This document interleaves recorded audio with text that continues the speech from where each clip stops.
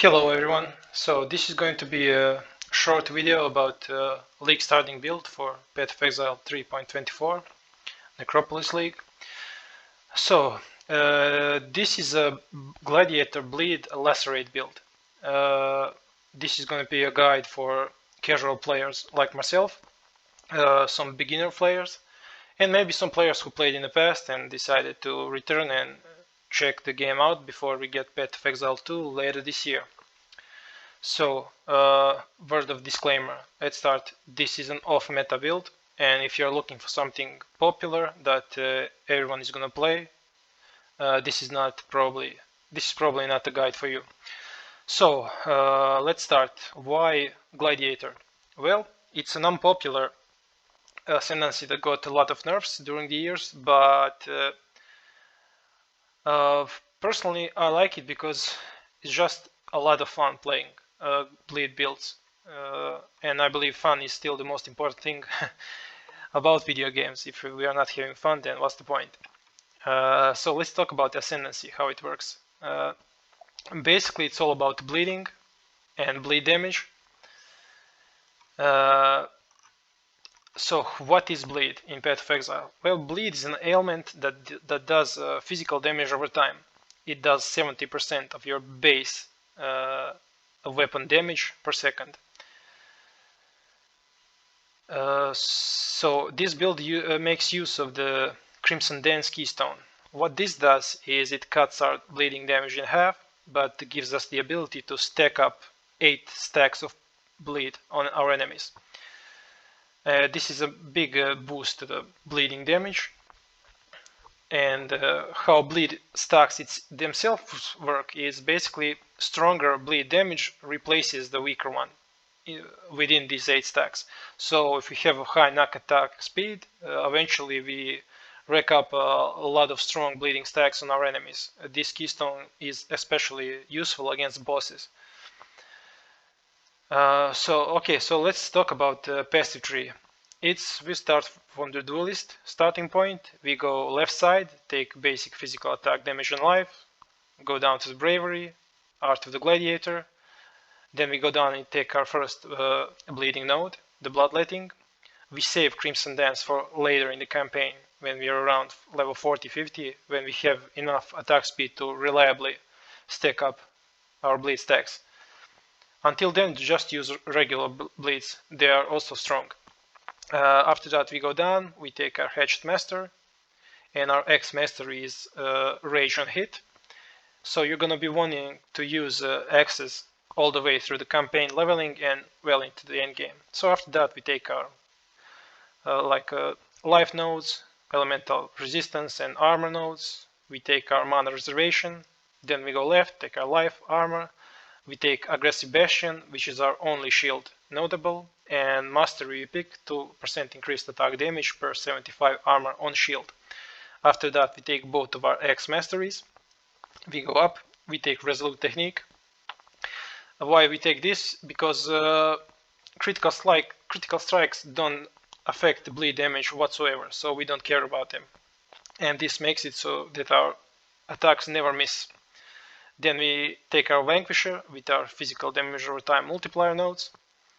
Then our second bleed mastery, endurance charges, and we take mastery, 3% damage over time multiplier for bleeding, and our other bleeding mastery is 60% increased bleeding duration.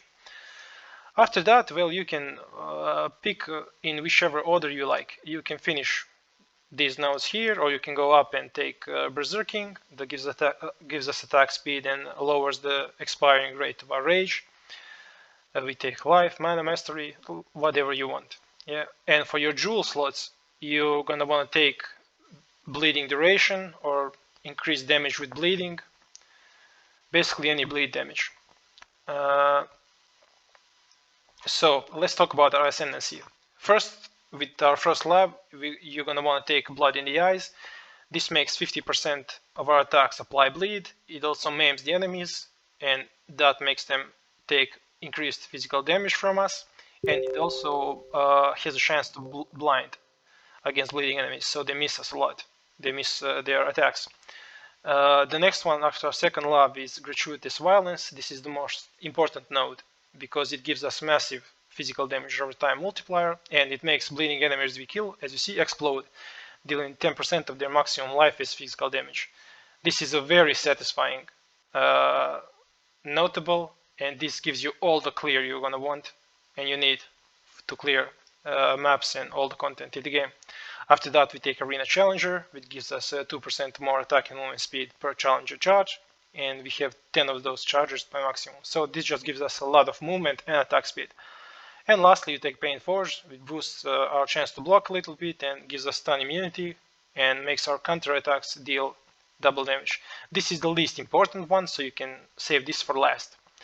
Okay, you're gonna have a link to the PoE planner in the comments of the video, because I cannot post URLs in the description at the moment, but I will post a comment with a link to the PoE planner.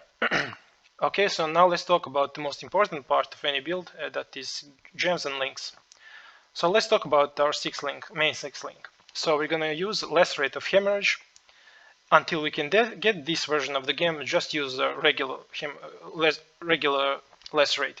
So Lacerate is a skill which makes our weapons swap 2 times with overlaps in the middle, and it applies massive bleed damage. It gives us a huge chance to cause bleeding and also adds a lot of flat damage against bleeding enemies. This is one of the best melee bleeding skills in the game, and it also has a lot of range. So this is a mixture of kind of melee and a bit of range playstyle. You do have some distance between you and enemies, which is always a good thing.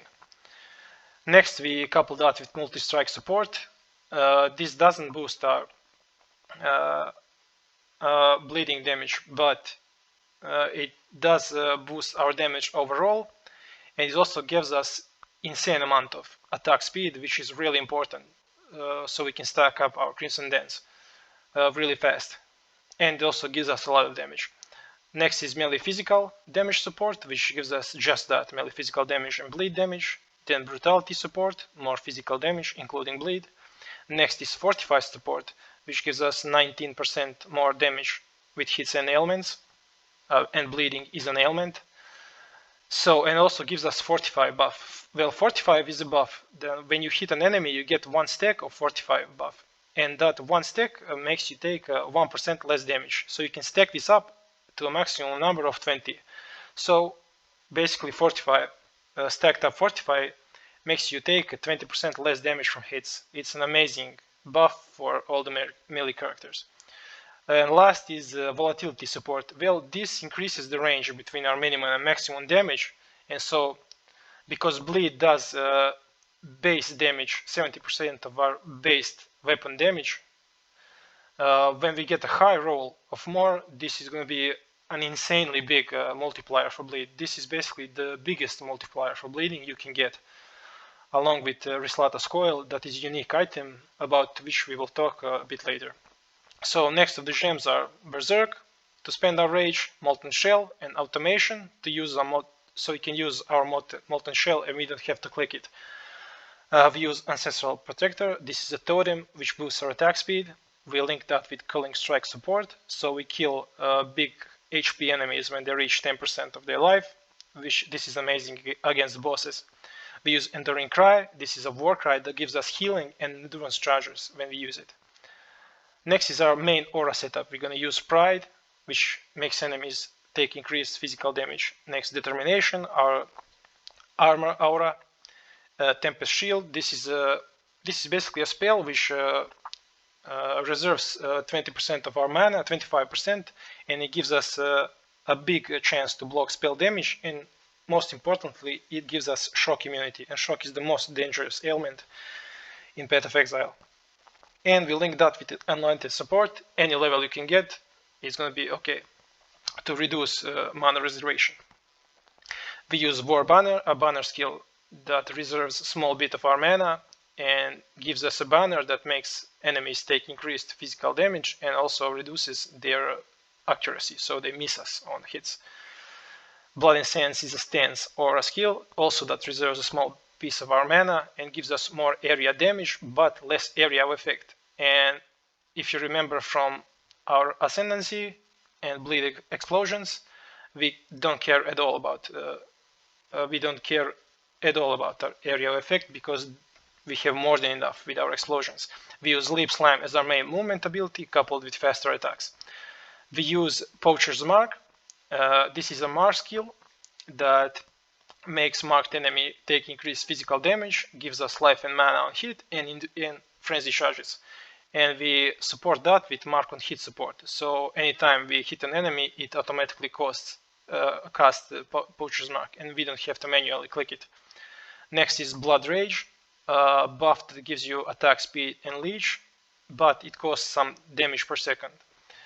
It does some physical damage per second to us, but we can sustain this easily with our high attack speed and leech. And last is Val Haste. This is a Val version of the Haste aura, which while active gives us a lot of attack and movement speed. So these last two, if this is too much buttons for you to click, since our Ascendancy allows us to block very often, you can swap Blood Rage with Reckoning counter skill and you support it with Rage support. So we get even more Rage generation. Okay, on to equipment. So basically you're going to want to get as much armor, flat life, and elemental resist on all pieces of your gear. Boots, chest, helmet, and gloves. We use Amnesty Rings for chaos resist. And about the unique items, the only mandatory I would say is Rislata's Coil. As I previously mentioned, this adds to our volatility support, which even further increases our minimum and maximum damage.